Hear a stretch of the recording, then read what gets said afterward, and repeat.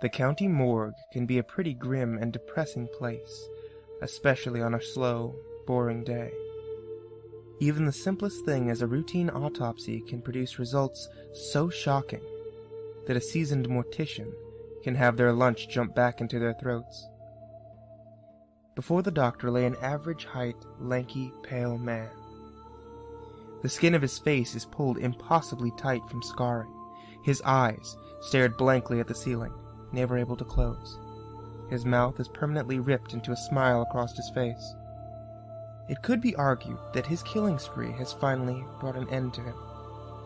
The police finally closed a case of the most twisted mass murderer that the world has ever seen. Maybe karma stepped in and sealed his fate. All are true. Homicide, plain and simple. Cause of death, severe blood loss due to disembowelment. No man can die in a burning building and not get burned, Frank.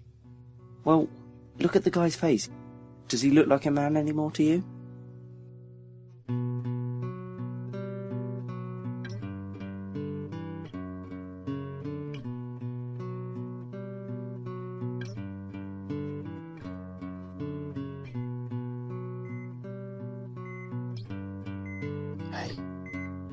Hey man, are you awake? Yeah, I am. What? Can't sleep? I never could in a hospital bed like this. Yeah, sorry. Well, hey, what happened to you anyway? I mean, why the bandages all over your face? I was, burned. Damn. Well, that sucks. How did that happen? Doesn't matter anymore, you know? What about you? Oh man. Well, I don't have any burns, but you probably can't see that, can you? I had a bit of a car wreck. I got my leg caught and broke it. So I'm wired up to this bed. I'd say I'm fine, but the doctors want to keep me on. You can't move at all? What? No, I'm kinda stuck to the heart monitor and lift thing. Why? Good. Hey, what are you doing? Should you be getting up? I mean, you're a burn victim. Have you ever seen a burn wound before on someone's face? What the? What are you doing? Nurse? Nurse! Why does everyone scream at my face? Doesn't anyone find it beautiful anymore? Are you crazy? You can't do that to an IV. You'll kill me. You'll kill me. Did you ever have that little feeling that you know you really shouldn't do something, but you really just can't help yourself? No! No, help! No! No! No! No! No! No! Go to sleep.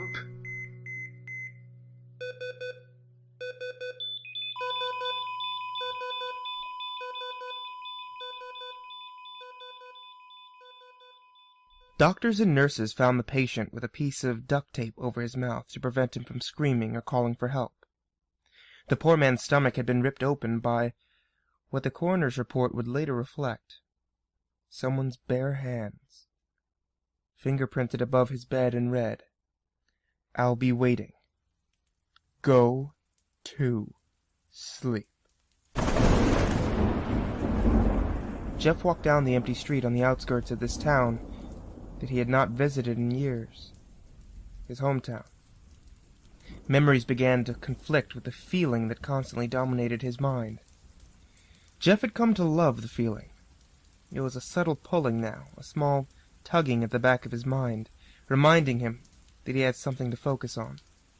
That soon he would be needing to spill more blood.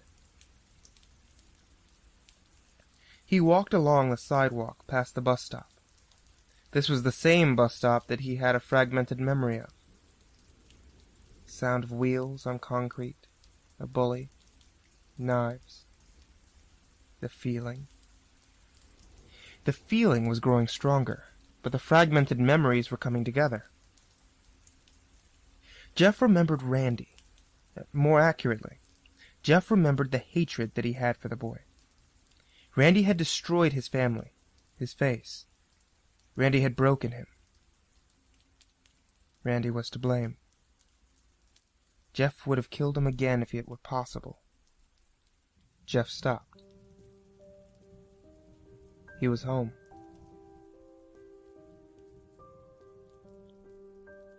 He noticed a condemned sign posted by the city on the door. The house looked vacant and derelict from the outside, but Jeff picked up the key that was always kept under the rug, which was now covered in a blanket of dirt and dust, and he entered the house. If he was the first one to get home before his parents or brother did, he always let himself in with the spare key that his folks had got for him. He looked around the house, and everything seemed preserved as if he had just left the house the day before. Not a single thing had been moved or taken down. Jeff fought back the urge to call out to his parents. He knew that he would not be getting a response. He saw to that all so many years ago. The moonlight from outside beamed in through Jeff's kitchen and faintly illuminated the counter and living room. The TV and furniture remained undisturbed. The plastic plants which added a civilized touch to the museum that was Jeff's past life. Jeff expected the power to be out in the entire house, but to his astonishment, the digital clock in Lou's old bedroom glowed in eerie blue, showing the correct time and current date. Just go to sleep. Was what Jeff heard in his mind, echoing, becoming faint, as he remembered everything that happened. A part of him just wanted to cry over the loss of his brother, but another part of him, the feeling, felt no remorse. As Jeff was about to explore the rest of the house, he came across his dad's liquor cabinet and pulled out a bottle of whiskey, a stubby glass, and began drinking. Who would go through all this trouble to not have the power shut off? Doesn't the city order a house which is condemned to have its power cut off and its water disconnected? Jeff thought. Jeff's mind could register that something didn't seem right, but twitching and shaking to put the pieces together. The feeling held any deep cognition at bay. Already it was 3:50 a.m. as Jeff sat in the dark, in total silence. Jeffrey? Is that you, honey? Jeff recognized the voice. It was soothing and gentle, all too familiar. The glass shattered to the ground. In a flash, Jeff had his knife withdrawn from his pocket, pointing it at the woman who was the first person to startle him since he was a teenager. His gaze remained fixed on her face. He knew what he was seeing was impossible. He remembered, albeit in pieces, what had happened 11 years ago. He remembered murdering his parents. And yet this woman's warm and smiling face beamed back at him. It was Jeff's mom, Margaret. Mommy? Jeff spoke as though he were a child who just got out of a nightmare and sought comfort from his mother. Yes, baby, it's me. Her words burrowed through Jeff's black heart. He seemed to remember.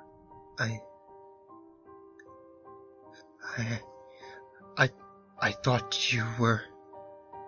You... Shh. It's okay, my sweetie. You were just having a bad dream. Mommy's just fine, see? I didn't mean to do anything to you or Dad. I'm sorry. I'm so sorry. Jeff, your father and I know you too well. We know you would never do anything to hurt us. The only thing you ever killed us with is your kindness. Jeff, tears falling from his eyes which had long remained dry and near lifeless, looked over his mother's face. Really? Really. I'm gonna go check on your brother, and I'll come tuck you in. You just finish your drink and go lay down on the couch, son. You had a long night. Margaret kissed her son's forehead. She gently covered Jeff with a quilt as he watched her intently. Go to sleep. Wait. What did you say? She smiled once more, one last time, before vanishing just as quickly as she appeared.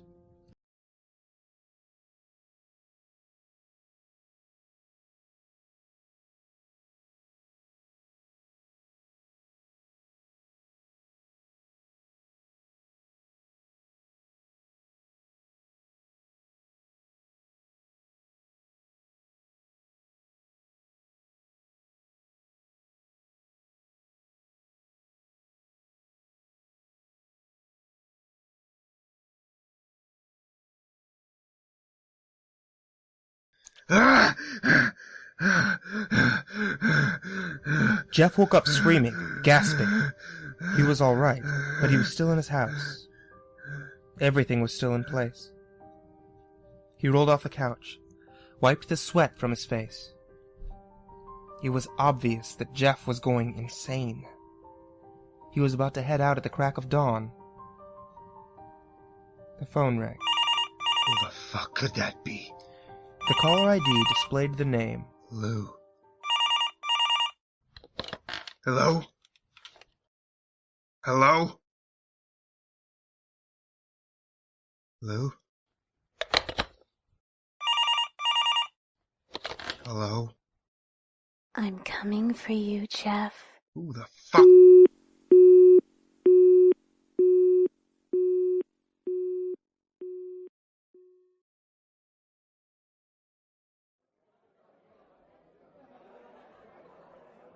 Jeff sat in the darkest corner of the dimly lit biker bar, hood over his head. He scans the small crowd that has gathered over the night. The bartender makes note of the night being slower than usual to one of the bar patrons. He throws a glance towards Jeff. Jeff, lost in his thoughts, continues to survey the crowd. The larger, taller man goes over to where Jeff is sitting. What can I get you, son? Pitcher of beer, a bottle of Jim Beam. Please. On the rocks, or just with the shot glass? Jeff's fingers ran across the edge of the knife in his pocket. A thin cut formed on his finger, the blood reminding him of his lust for the sweet sight. Fuckers, all of them.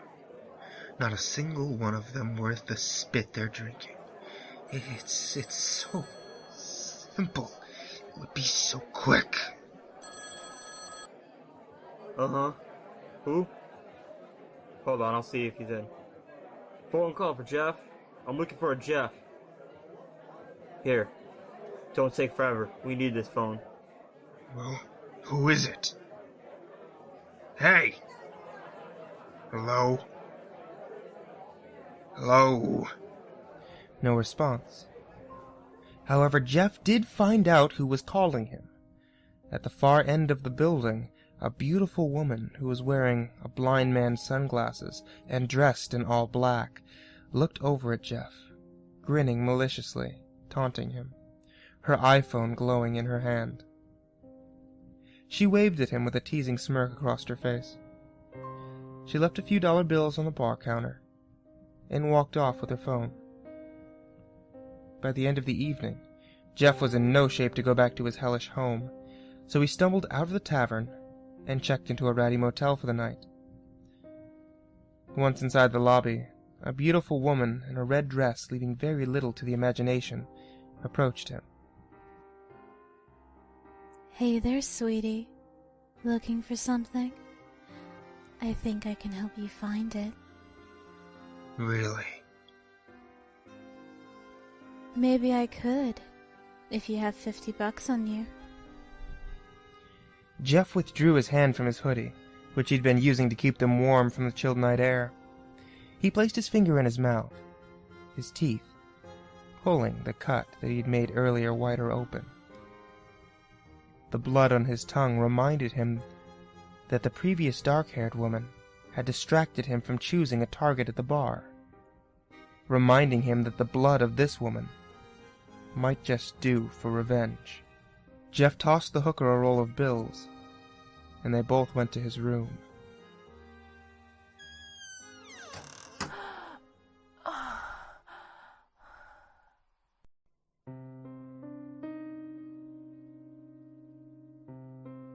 3 a.m. The noise from the late-night drivers zooming past in their cars masked the final sounds of empty passion from Jeff's hotel room. The woman moved herself to the edge of the bed to stand and get dressed. Jeff sat up as well, watching her from behind her back. His hoodie lay open on the covers beside him. Jeff eyed the knife, and the pale skin of the woman as she retrieved her clothing from the floor. His mind went from fantasy to fantasy. The knife could easily slice her throat, and he could watch her fearfully choke to death on her own blood. Or perhaps he could simply slide the knife between the ribs of her back and watch as her breathing slowed to death from her own internal bleeding. Go to sleep. The woman turned about to match eyes with the killer. They looked intently at one another, neither breaking the lock on each other's eyes. Go to...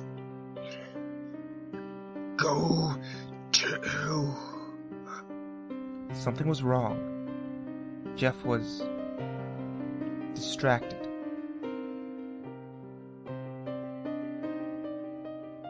The woman, pulling on the last of her clothing, laid a kiss on Jeff's scarred mouth. Jeff's world began to swim, and things began to fade. Black.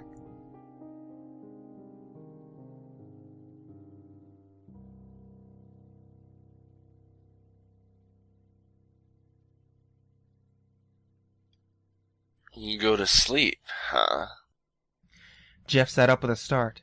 He grabbed at his jacket till he realized that it was no longer on the covers next to him. He was also no longer on the covers. Jeff glanced about in all directions. He was again fully clothed, but in the kitchen of his old home. From as far as Jeff could gather, he must have been brought here again. Or the feeling was really getting to him. Was all of the other day a dream? Was he really in this house the whole time? Jeff searched for the voice that had spoken to him, expecting to see his mother again, or his decomposing father. But the voice came from a younger man, bottle in hand, and covered in rags. The young man glanced up at Jeff. It was Lou. Lou?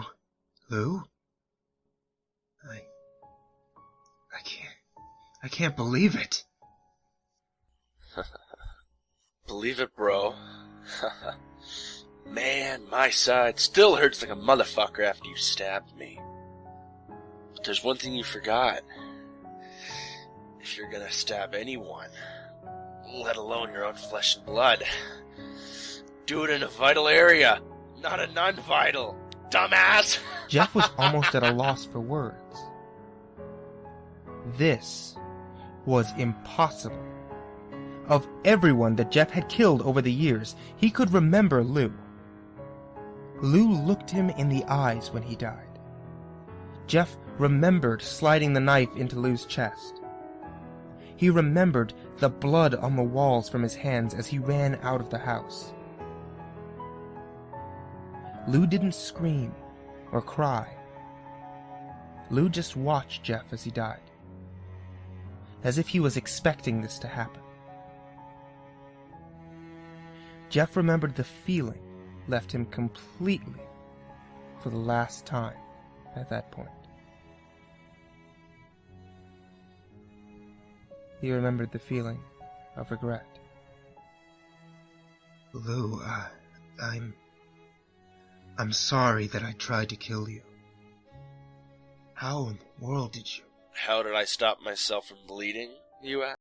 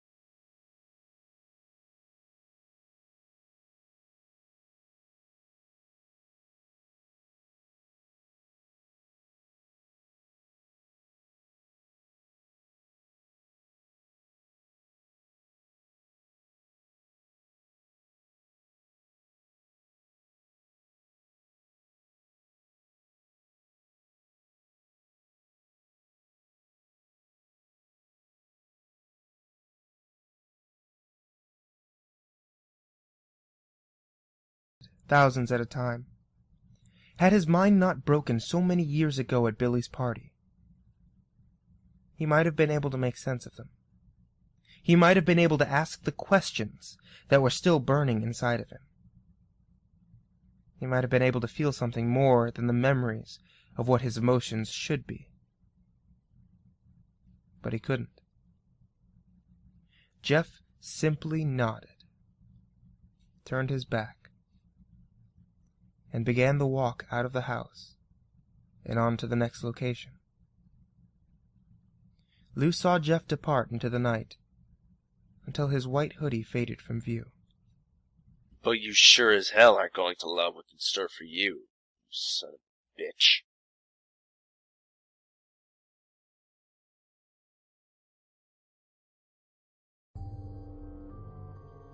As dawn was approaching, Jeff made his way to a sleepy little house in the richer part of town.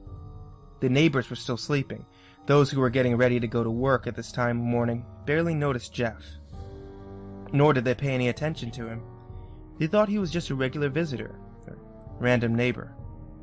Jeff hopped the fence of the house that he'd been laying eyes on, and made his way into the basement from outside. In this neighborhood, you could expect a very low crime rate, and everyone who lived there were honest and trusted people. But from Jeff's point of view, this was the perfect chance to satisfy the feeling. 322 Wilshire Boulevard. The owners of the house, a young couple, were looking for a babysitter at the last moment to watch their 4-month-old child. Luckily enough, they did find someone at short notice. The babysitter was a sweet 14-year-old girl, Victoria. Cheerful, friendly, and kind. The baby boy was sleeping like a rock. After a bath, fresh diaper change, and a change into his baby clothes, the infant's head hit the pillow immediately thereafter. Several minutes later, Victoria received a call on the house phone. Wearily, she answers. Hello? Huh? Hey, when are you guys coming home? We'll be back around 10 tomorrow morning. I hope our son wasn't too much trouble. No trouble at all. Told you. Honey, you sound tired. Why don't you take a nap? That's a good idea. I could really use one about now. If you need us, we'll be at the Econo Lodge. You have our number. Thanks. Have a good night's rest, sweetheart. Night. Victoria casually beeps the phone to end the call, and tosses it onto the floor. She rests her body on the nicely cushioned pleather couch that is set in the baby's room, and falls asleep. Several hours into her peaceful slumber, Victoria is awakened by a noise below in the basement. Thinking it was just an animal, possibly the couple's dog, she falls back asleep, but the noise becomes louder. Victoria gets slightly more unnerved. She pulls her tired body from the couch and pokes her head out of the doorway. Silence. She returned to the couch and laid slowly back down. Listening intently, she calmed herself.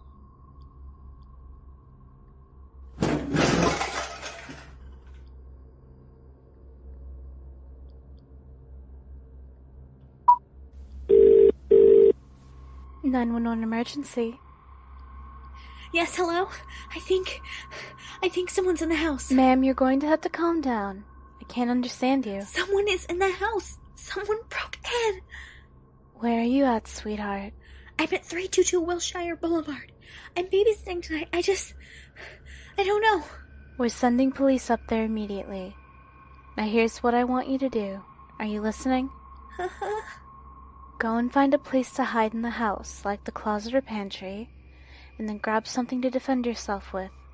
Victoria, trembling in fear, crept from the baby's room and down the stairs of the house. So far there was no one that she could see. But the noise had come from the basement, hadn't it? She made her way into the kitchen and pulled the largest knife that she could from the drawer. Victoria, in a panic, ran to the pantry and closed the door behind her as swiftly as she possibly could, and huddled into the farthest corner that she could physically get to. I heard him. He came out of the basement. I heard him. Please help me, please. I'm so scared. I've got a meat cleaver. I'm in the pantry. Don't be scared, dear. I'll stay with you on the line until police arrive. In the meantime, you just hide. Who's there with you? The baby! Oh God, I forgot about the baby. Did you lock the baby's room, honey? Yes. The baby will be all right.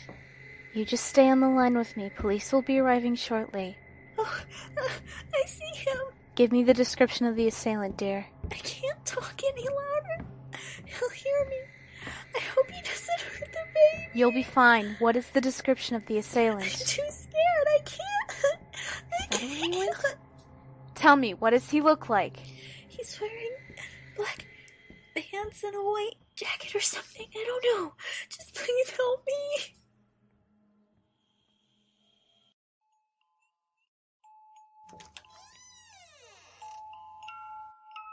Jeff entered the baby's room. Toys littered the floor of the darkened room. A single beam of light crept through the slit between the curtains, cutting the room in two, separating Jeff and the infant. Jeff continued into the darkness and peered into the crib. Jeff eyed the child silently. Despite having a smile permanently carved into his cheeks, he seemed to be frowning. The infant began to cry at the horrific sight of the killer looming over him. Jeff placed the flat of his knife against the baby's face and watched as the reflection of his own grotesque features mockingly smiled back.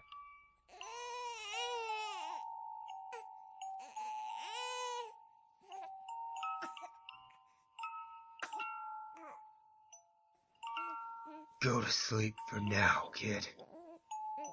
When you see a bit more of the world, I'll be back to save you from it.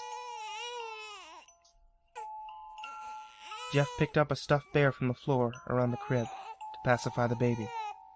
The baby's hands gripped at the soft fabric as Jeff turned his back and walked out of the room. At the dreary inn in town, the married couple sat backs to each other, both breathless and exhausted. They had been fighting since the moment that the poor child's mother had put down the phone. The in-town vacation was supposed to help. It didn't. Maybe we should just go home then. At this hour, come on, we still have the room for the rest of the night. I want to see my baby, Marco. Or would you prefer to just sleep in the car? Marco stood. He'd heard all that he cared to.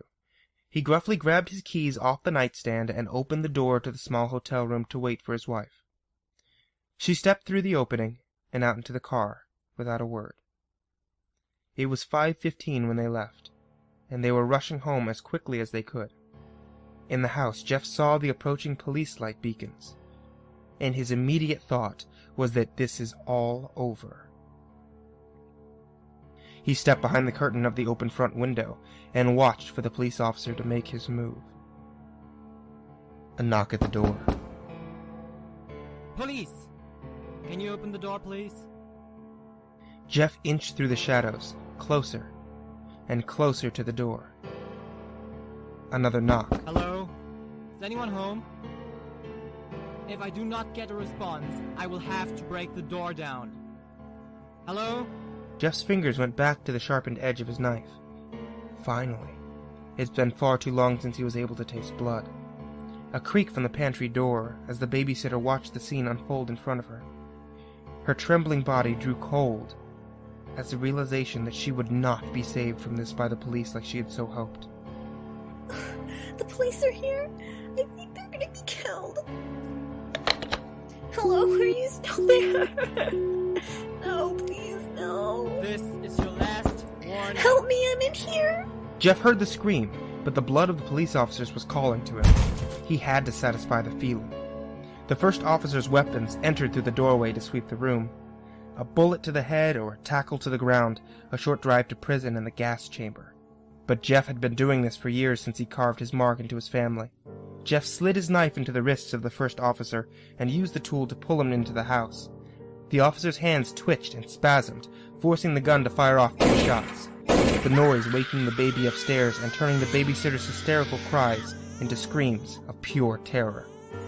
Jeff stepped into the doorway, withdrawing his blade from the officer's wrists and pushing it into his neck. His partner's wild, panicked eyes could only see the black rings around Jeff's and the gurgling choking of his dying friend. The officer, horrified by the sight, and now with blurred vision, fired his gun directly in front of him. Missing their mark, the rounds only succeeded in putting his partner out of his pain. Jeff dropped the dead body, and with a quick motion of his left hand, grabbed the side of the officer's pistol, pushing it off aim. The officer still pulled the trigger as many times as he was able. It didn't matter. The burns from the discharge against Jeff's hand only fueled his crazed frenzy. The knife found its mark in the middle of this officer's chest and sliced its way up to his chin.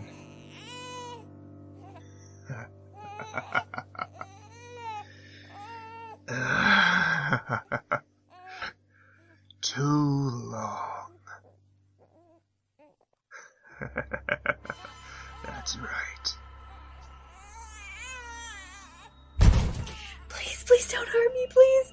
I won't tell anyone. Just take the money or the baby. Please don't hurt me. Jeff pulled Victoria to her feet by her hair.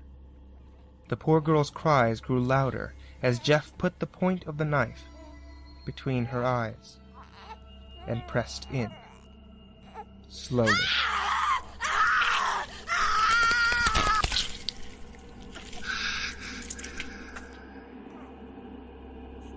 Just go to sleep. Quiet down, little guy. Or am I going to have to make you quiet? Outside the house, the car pulled to a stop. The mother and father rushed from the vehicle to the door. Frenzied, the couple had forgotten any issues that may have arisen over the past few days between them, and all they can see now are the red and blue flashing lights and hear the cry of their baby. They rushed their way up the stairs and into the baby's room. Immediately, out of maternal instinct, the mother picked up the child to comfort it and to assure herself that he was okay.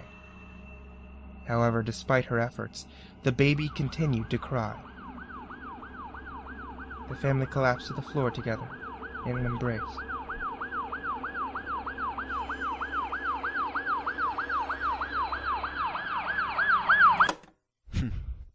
Oh, this?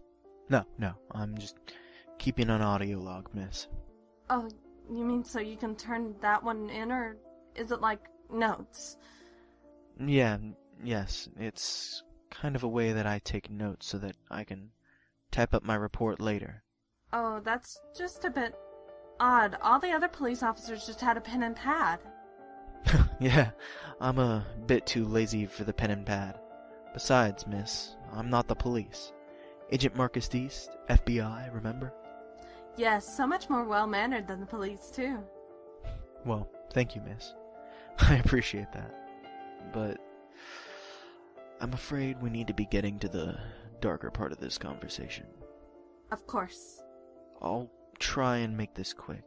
For my recording, and to confirm this with you, I'm just going to go over to the police reports here.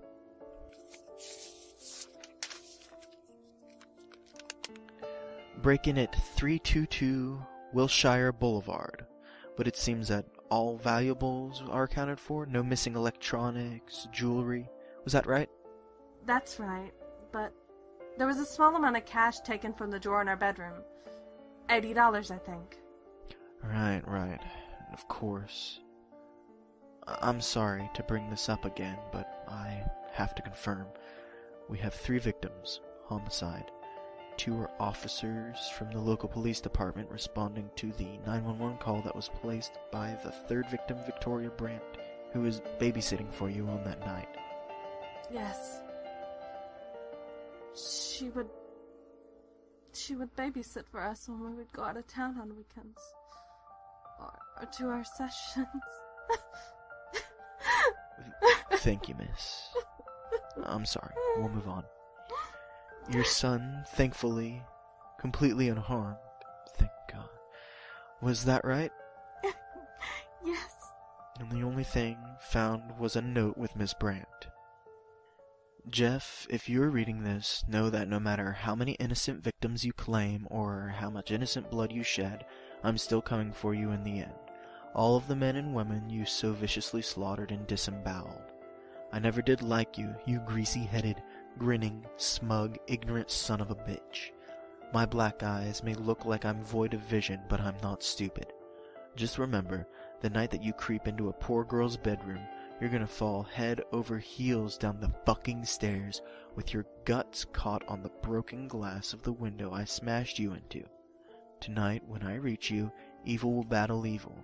Winner kills all, and the only one who will not get out alive is you. I'm coming for you. Signed, Jane the Killer. Miss, do you know a Jeff? Is that a friend? Someone you've seen around the neighborhood? A name from somewhere in this town? Miss Brandt's boyfriend, perhaps? Not at all. I don't know a Jane either. Of course. But I'm sure that the previous officers got any information about Jane. Have you seen anyone that might have been Jeff leaving the house? Heard from a neighbor where the man might be headed? No. Agent East, shouldn't you be more concerned with who wrote that note than who it was for?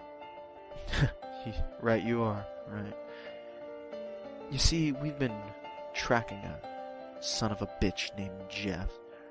Almost had him too, but like an idiot, I thought to let him wander a bit too far. Then something like this happens. If there wasn't anything else, miss, maybe I should be... Agent East, please. You have to find these people. This person, this murderer. Green Baby died in my home, and God knows what he did to my baby. Ma'am, please, I assure you. I've been following Jeff for a while. I'm going to find the son of a bitch. I'm sorry. He's been crying so often since last night. May I? Hush, little baby, don't say a word. Mama's gonna buy you a mockingbird.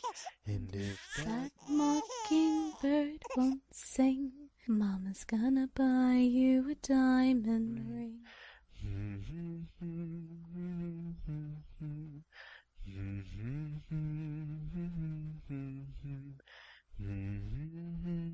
What? How did...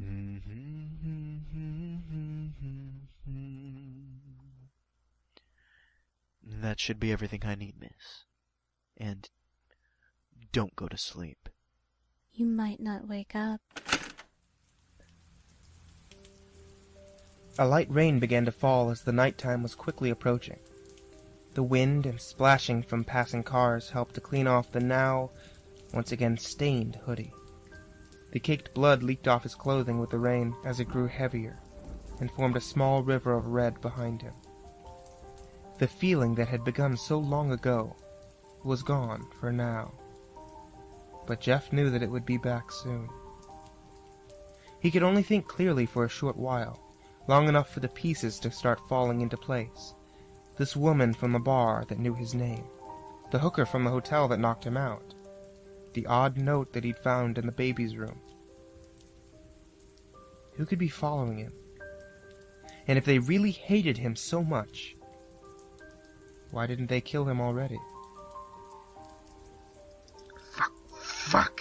Who the fuck is Jane? The feeling was inching back into his mind. More violence, more blood. He wouldn't be able to think soon. His hands returned to his pockets. The edge of the knife that he had already cleaned and resharpened to a razor's edge. The feeling would be too much soon. He needed help. Maybe now there was finally someone who could help him.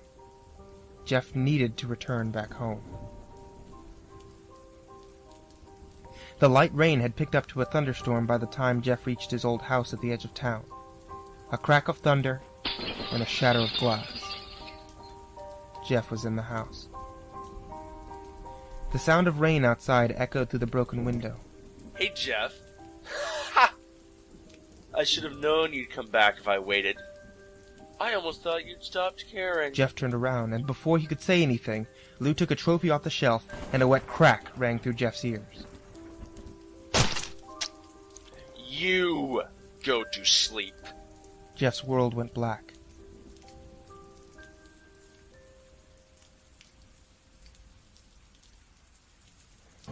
Jeff woke up in a living room full of industrial tools and assorted drills, knives, and hammers. The room seemed to be built like a class for anyone who wanted to get into carpentry. Where the hell am I? I've been waiting a long time for this, Jeff. Jeff saw as Lou's features evaporated from his face, peeling off of him in a thick cloud of smoke. The young male's skinny frame transformed into the luscious curves of a woman in a tight black dress, with oddly only solid black orbs for eyes. Pouted lips smirked at him with a familiar teasing smile. You're the bitch from the bar! Jane turned on a utility light, gripped it, and turned it toward herself. Her skin was pale like a corpse, and contrasted by the curled raven hair that fell to her mid-back. In a way, she was a beautiful woman, but the air about her seemed to be as ugly and dark as the aura that surrounded Jeff. I told you I'd be coming for you in the end. Oh, and did I mention, your brother fit me like a glove. So did your mother. Your father. The paper boy. But your features. I'll be glad to peel the skin off your face, Jeffrey. Finally bring your little rampage to an end. Really now? And why would you... Why? Why? I'll tell you why, you little piece of shit! A little town called Bellevue, Illinois. Remember it? Oh, right. You're a psychotic fuck. I guess you don't. So let me remind you. 11 years. I've been searching for you for 11 fucking years. Since I was 10. Since you told my parents to go to sleep. Since you overlooked my room. Since I mopped up all the fucking blood.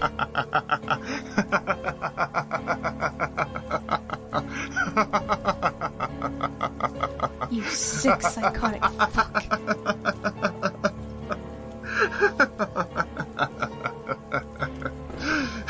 You're right. I don't remember a single second of it. You're going to regret everything that you've done to me.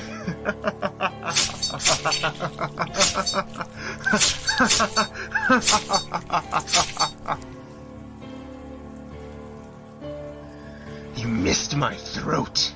My face has plenty of holes in it as it is. Poor Jane the murderer. Parents are dead and she's going to bitch and whine. Your little knife. Fuck you! What do you get off calling me a... Please. Black eyes, that little smoke and mirrors trick. You don't do what I do without seeing some shit, lady. Demons, monsters, tall motherfuckers in the woods. It comes with the territory. Pathetic little teenager makes a deal with the devil, and that kind of deal doesn't come cheap. Oh, you need blood. A lot of blood. The blood leaking out of Jeff's mouth dripped onto his chest and arms, granting him just enough wiggle room to slip his hands out from the restraints and vaulted his foot into Jane's stomach, knocking the woman to the ground. Before she could move to pick herself up, Jeff continued the brutal assault by throwing the wooden chair itself at her, breaking it over her back, an act that would have crippled a lesser woman. I like your playpen, Jane. Taking a fistful of Jane's hair, Jeff began dragging her to the wooden table at the edge of the room.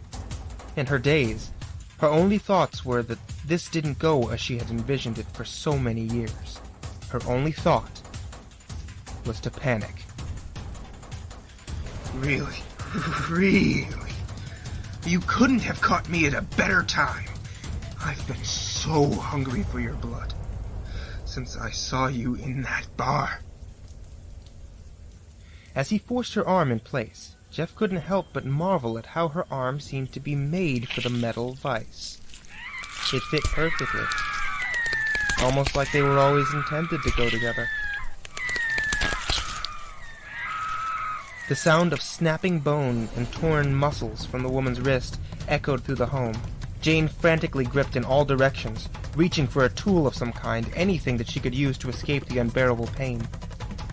The first handle that she could find, she clamps her hand on and swings with all of her strength at Jeff's legs. Jeff fell to the ground from his shattered bone. Bewildered, Jane inspected the hammer that she now had clamped tightly with her left hand. Wonder quickly gave way to pain as she was snapped back to reality. Jane desperately clawed at the vise, untwisting it as quickly as she could to free her mangled hand. She stared at the now useless appendage. The device had applied so much pressure that it split the skin and crushed every bone, leaving her wrist looking like a broken balloon full of jello. Die, you bastard! Die!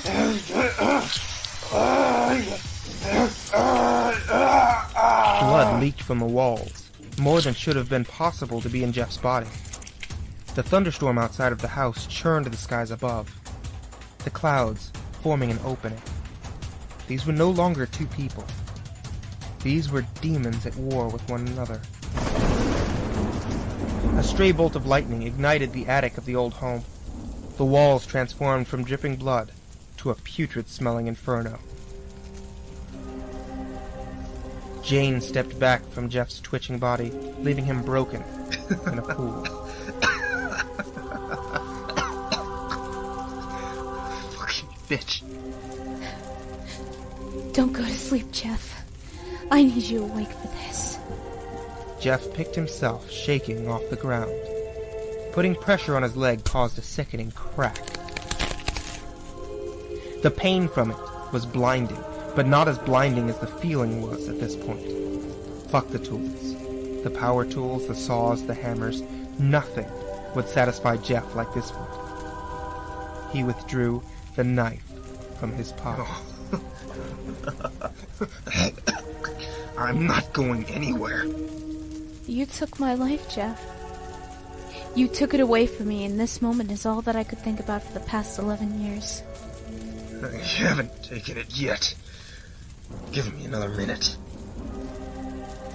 Jeff limped slowly towards Jane. He had been crippled by the hammer, and his blood loss had turned his vision into a blur. Jane rose her arms from her sides, and the room around them seemed to be shifting, darkening. The whole house was becoming Jeff's personal hell. His mother and father stood beside Jane, just as he remembered them. Gutted, bloody, dead. Why did you do this to us, son? We didn't lie to you. We never did. We were trying to protect you, honey. You could have been with us, Jeff. We're happy and safe where we're at, bro. But sadly, you'll be cleaning toilets in hell. Cut after cut from his own family. They surrounded him, chanting, cutting him deeply with saws and screwdrivers from the carpentry house of horror. Jane laughed in Jeff's face. Do you see the pain? Everything you've lost? What you've done to yourself? Do you feel what I felt, Jeff? This is what you've done to everyone else. This is the monster that you've let your insanity become. This is... You give me way too much credit, Jane. I don't give a shit. You...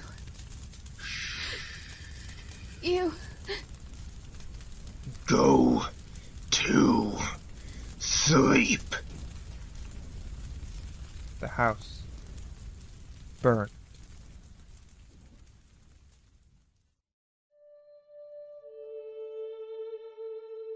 On the cold metal slab of the morgue, before the doctor, lay an average height, lanky, pale man. The skin of his face is pulled impossibly tight from the scarring. His eyes stared blankly at the ceiling, never able to close. His mouth is permanently ripped into a smile across his face. This is Jeff,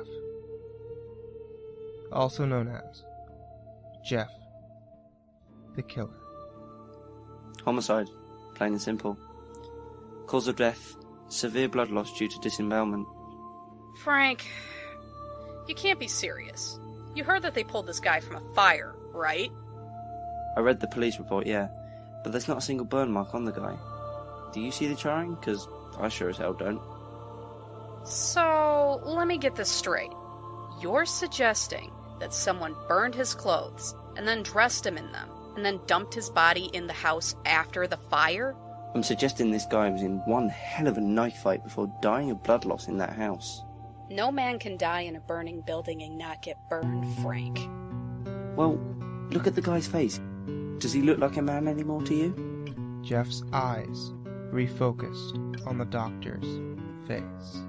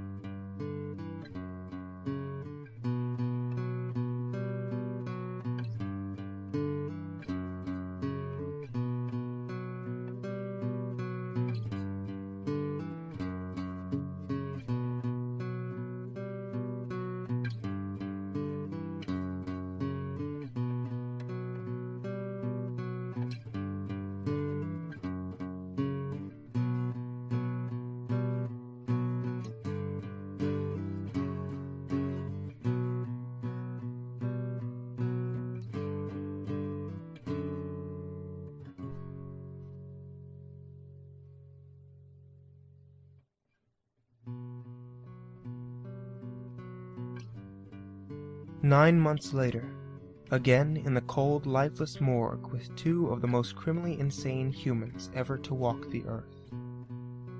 In front of the coroner lay a beautiful, young, black-eyed woman. Dead.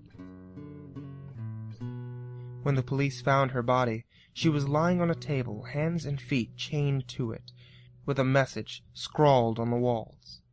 I'll be waiting. Go to sleep. Cause of death? Childbirth.